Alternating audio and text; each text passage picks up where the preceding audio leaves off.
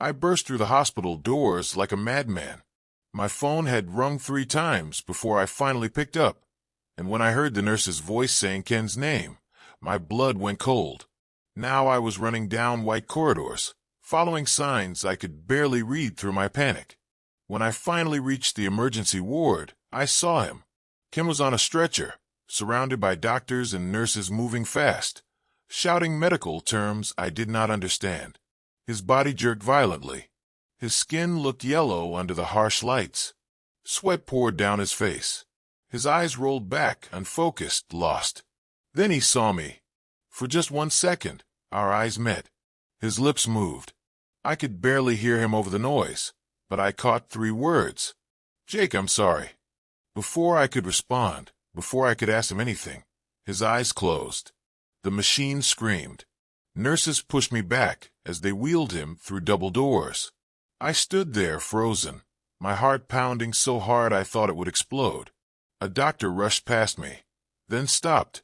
He turned back, his face grim. "How long has he been drinking like this?" he asked.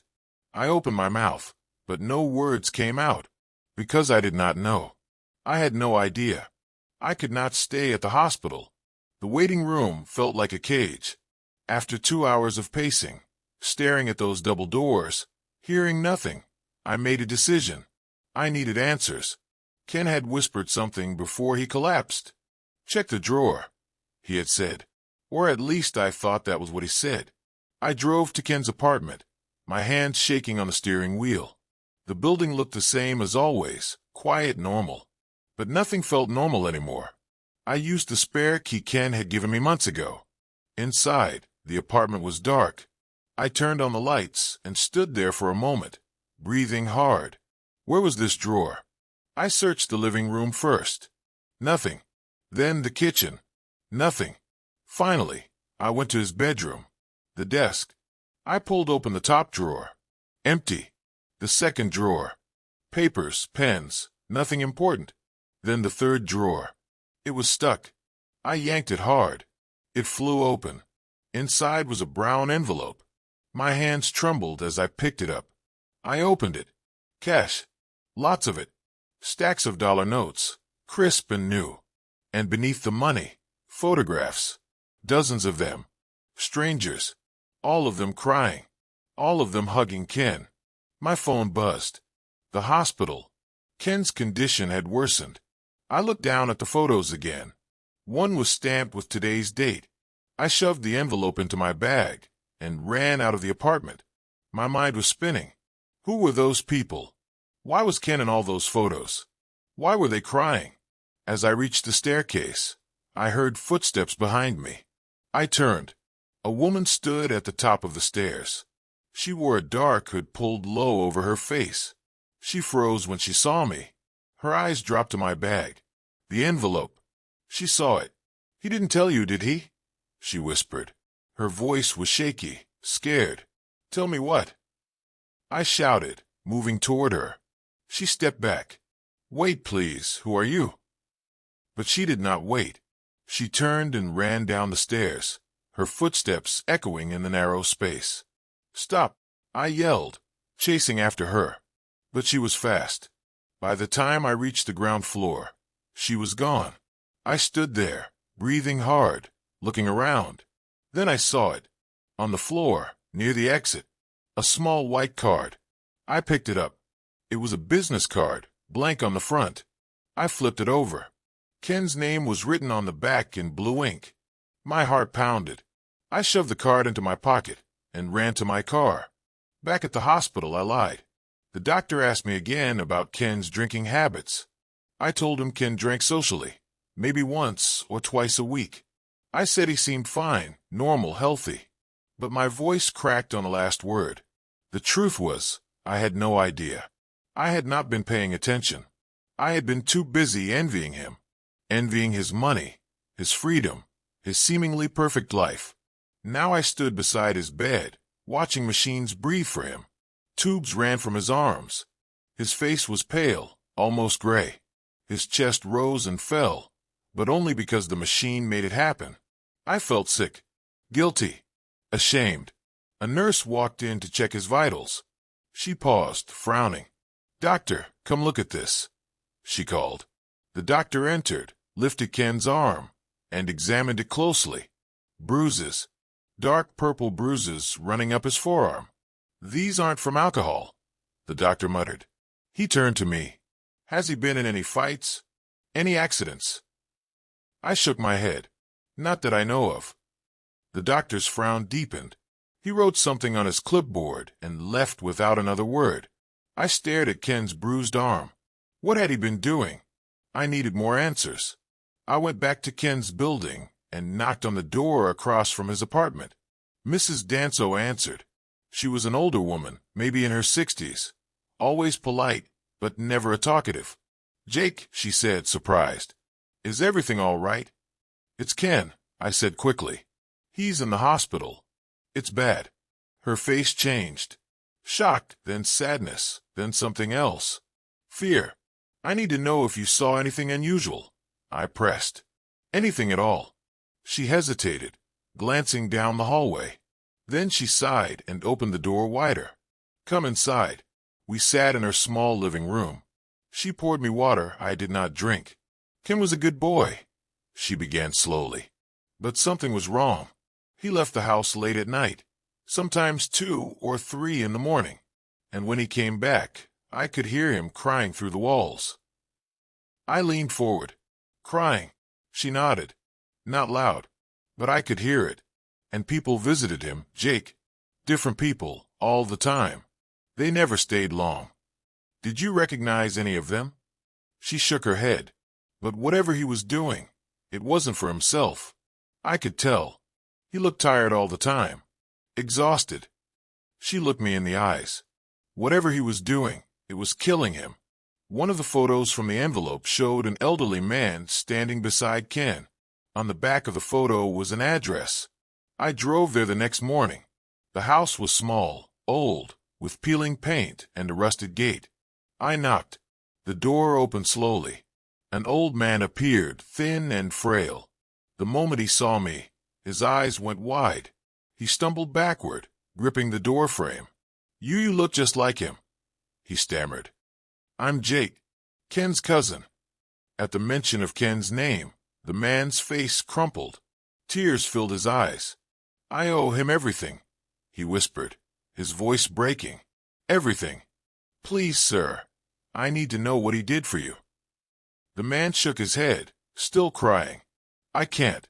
I promised him." "He's dying," I said, my voice rising. "Please." The man looked at me for a long moment.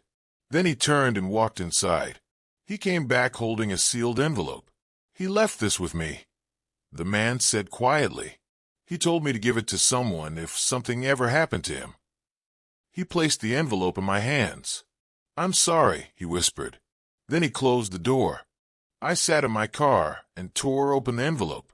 My hands were shaking. Inside was a single piece of paper. I unfolded it. It was blank except for 2 words written in the center. "Not yet." That was it. Nothing else. No explanation. No answers. Just those 2 words. Rage boiled inside me. I crumpled the paper and threw it across the car. What kind of game was this? My phone rang. The hospital. I answered, my heart racing. "Mr. Jake, you need to come now," the nurse said urgently. Ken's heart stopped for 11 seconds. "We got him back, but you need to be here." I did not remember driving back. I just remember running through those hospital doors again, my chest tight, my vision blurred with tears I refused to let fall. When I reached Ken's room, the doctors were still there, monitoring him closely. "He's stable for now," one of them said, "but his body is shutting down. If this continues, we may not be able to save him." I sank into the chair beside his bed. I stared at his pale face. "What were you doing, Ken?" I whispered. "What were you hiding?" The next day, I went to Ken's bank. I used his emergency contact information to speak with the manager. She was hesitant at first, but when I explained the situation, she agreed to help. She pulled up Ken's account on her computer. Her eyebrows rose. "This is unusual," she muttered. "What is?" I asked, leaning forward. He made cash deposits at different branches across the city. Random amounts, random times. No employer listed, no traceable income source. She scrolled through the records. Some deposits were made at midnight, others at 5 in the morning. There's no pattern. I stared at the screen. Can you print that for me? She handed me the statement. As I scanned the list, my eyes stopped on the last entry. A deposit made yesterday morning, at 9 a.m. But Ken had collapsed the night before. He was already unconscious by then. This doesn't make sense, I said. The manager shrugged. Someone must have deposited it on his behalf. Who? She looked at me. I don't know. But whoever it was, they had access to his account. I remembered Mara, Ken's closest friend. They had known each other since university. If anyone knew what Ken was doing, it was her. I found her at a cafe near campus. She saw me walking toward her, and her face immediately hardened. Jake, she said coldly. I already heard. I'm sorry. I need to talk to you about Ken. She looked away. I can't help you. Mara, please. He's dying. I know, she snapped. And he wouldn't want you digging into this. Why not? She stood up, grabbing her bag. Because he begged me not to let you get involved. He made me promise. Involved in what? I grabbed her arm. She pulled away. Let it go, Jake. Please. She walked toward the door. I followed. Mara, wait. She stopped at the exit, her back to me. I heard her whisper, so quietly I almost missed it. I hope he forgives me. Then she left. I went back to Ken's apartment. This time, I was looking for his phone. I found it in the kitchen, plugged into the charger. I unlocked it using the code I had seen him use before. But when the screen lit up, I froze. The phone was wiped clean. No messages. No call logs. No photos. Nothing. Someone had erased everything. I scrolled through every app, every folder. All empty. Then I checked the voice memos. One file remained. It was dated 3 weeks ago. I pressed play. Ken's voice filled the room. If you're hearing this, someone must have broken their promise. His voice sounded shaken, tired.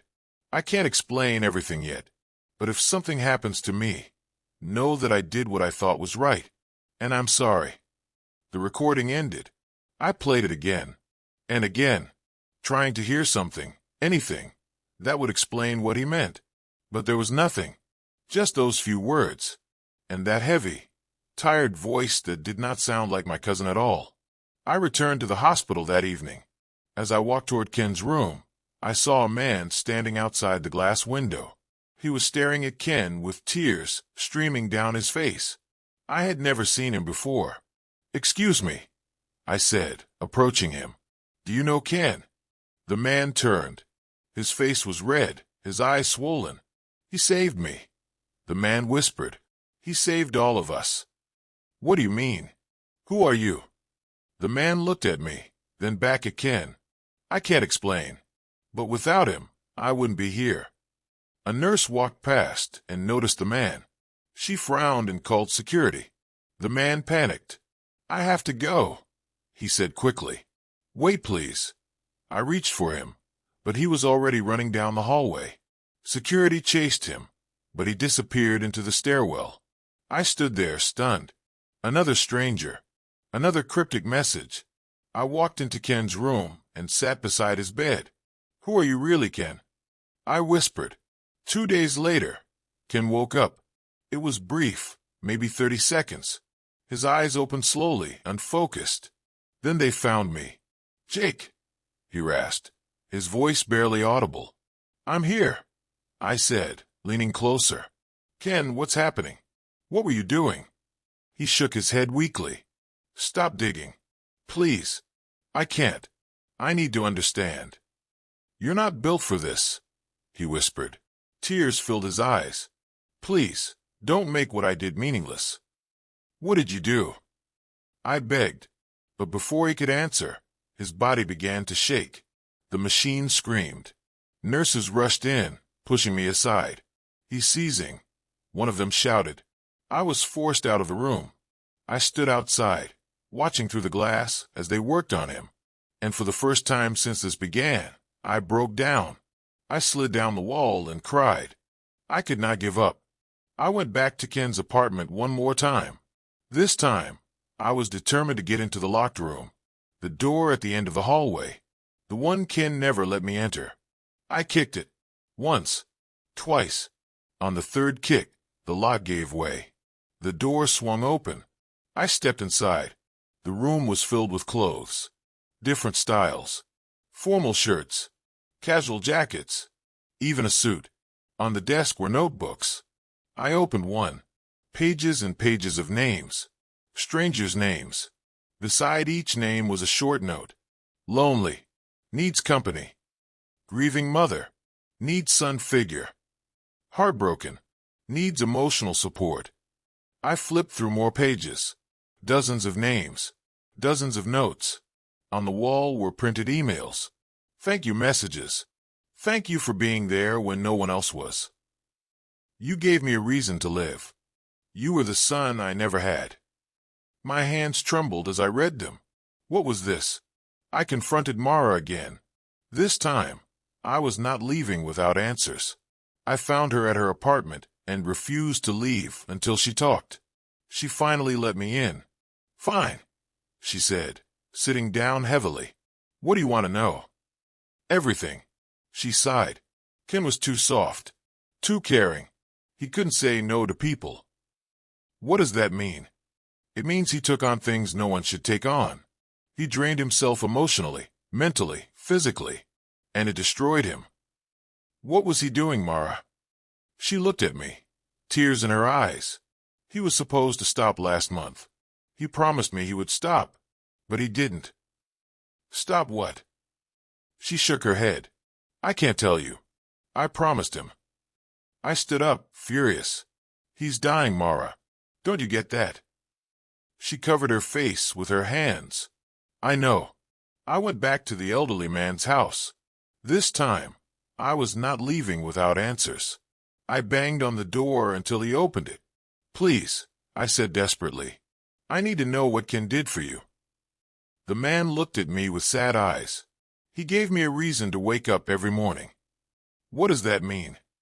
After my wife died, I had no one. My children live abroad. I was alone, completely alone. Ken came into my life and became the son I never had. He visited me every week. He talked to me. He listened. He made me feel like I mattered. I stared at him. And you paid him for that? The man nodded slowly. Yes, it was a service, a professional service, but it cost him more than I ever paid. He went inside and came back with a folded paper. This is the contract he gave me. I took it from him. The contract was bizarre. It outlined terms like emotional availability, confidentiality agreement, and non-disclosure clauses. But it never stated what the actual work was, just vague references to companionship services and emotional support. There was a section labeled Emergency Boundaries. Someone had handwritten notes in the margins. Violated. Again. Too much. Stop. Client became too dependent. I realized Ken had signed dozens of these contracts and violated his own boundaries every single time. Because he cared too much. Because he could not say no. My phone buzzed. Another message from the hospital. Ken's liver was failing faster than expected. That night, the hooded woman appeared at Ken's apartment again. I had been sitting there in the dark, going through more of his things, when I heard the door creak open. I stood up quickly. She froze when she saw me. You, I said. She raised her hands. I'm not here to hurt you. Then why are you here? To warn you. To tell you to stop searching. Why? She stepped closer. Because what Ken was doing destroys people. Slowly. Emotionally. Mentally. Physically. And if you keep digging, it'll destroy you too. I need to know the truth. She reached into her bag and pulled out a small USB drive. Then watch this. But don't watch it alone. She placed it on the table and left before I could stop her. I plugged the USB into Ken's laptop. The screen filled with video files. Dozens of them. I clicked on the first one. It showed Ken sitting in a small room with an elderly woman. She was crying. He held her hand, listening as she talked about her dead husband. In the next video, he was with a young man who had just lost his job. Ken listened, encouraged, comforted. Another video showed him with a grieving mother. He sat with her for hours, just being there. I watched video after video. Ken listening. Ken comforting. Ken crying with them. And then I saw it. A folder labeled Final Service, Pending. I clicked on it. The video showed Ken sitting alone in his apartment, exhausted, his face in his hands. I can't do this anymore, he whispered to himself. But they need me. Ken woke up again. Barely. His eyes opened just a crack. Jake, he whispered. I leaned close. I'm here. They needed me more than I needed myself. Ken, what does that mean? I became whoever they needed. A son. A brother. A partner. Whatever filled the hole in their life. And it killed you. He smiled weakly. Maybe. But I helped them. That's what matters. Ken, don't talk like that. You're going to be okay. His eyes closed. Don't hate me, Jake. I could never hate you. But he did not hear me. He was already unconscious again. The last person I met was a teenage girl. She found me at the hospital. You're Jake, right? She asked. Yes. Who are you? Ken was the only good thing left in my life, she said, tears streaming down her face. After my parents died, I had no one. Ken became my older brother. He checked on me every week. He made sure I was okay. She handed me an envelope.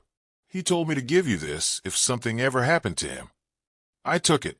What is it? The truth, she whispered. I opened the envelope. Inside was a letter. Ken's handwriting. Jake, if you're reading this, it means I couldn't tell you myself. I worked as a professional stand-in. People paid me to fill emotional voids in their lives. A son for the lonely. A brother for the grieving. A partner for the heartbroken. It's a real industry. Hidden. Quiet. But real. I wasn't living a luxurious life. I was escaping the emotional weight of dozens of people I carried every day. The alcohol, the late nights, the exhaustion. It was the only way I could cope. I knew it was killing me, but I couldn't stop. Because they needed me. I hope you understand. I hope you don't hate me. Love, Ken. I sat there, staring at the letter. My cousin had sacrificed himself for strangers, and I had been too blind to see it. The doctor pulled me aside later that day. Your cousin's liver failure was caused by multiple factors, he explained. Chronic alcohol use, yes, but also extreme emotional stress, sleep deprivation, poor diet, overuse of painkillers, and untreated hepatitis. His body was under constant strain. He ignored every warning sign. Could it have been prevented? I asked. Yes, if he had sought help earlier. If he had taken care of himself. But by the time he collapsed, the damage was irreversible. I thought about all the signs I had missed. The exhaustion, the weight loss, the strange hours. I had ignored them all. The doctor gave me a list of prevention methods. Regular checkups, responsible alcohol limits, balanced diet, stress management, avoiding unnecessary medications, monitoring liver enzyme levels, early intervention. I stared at the list. Ken had done none of these things. He had given everything to others and nothing to himself. Ken died 3 days later. I was holding his hand when it happened. The machines went silent. The nurses came in, but there was nothing they could do. I sat there for a long time, just holding his hand. Before I left the hospital, the doctor gave me one last piece of advice. If you ever see someone showing signs of liver failure, confusion, yellowing eyes, vomiting blood, keep them awake. Don't give them food or medication. Keep their airway clear. Call emergency services immediately. Stay with them. Talk to them. Every second counts. I nodded. I would remember, and I would share Ken's story, so no one else would ignore the quiet pain behind someone's smile. because now I knew. Ken wasn't just my cousin. He was a man who gave everything, and I would make sure people knew his name. If you like more of this type of stories, please like and subscribe to my channel.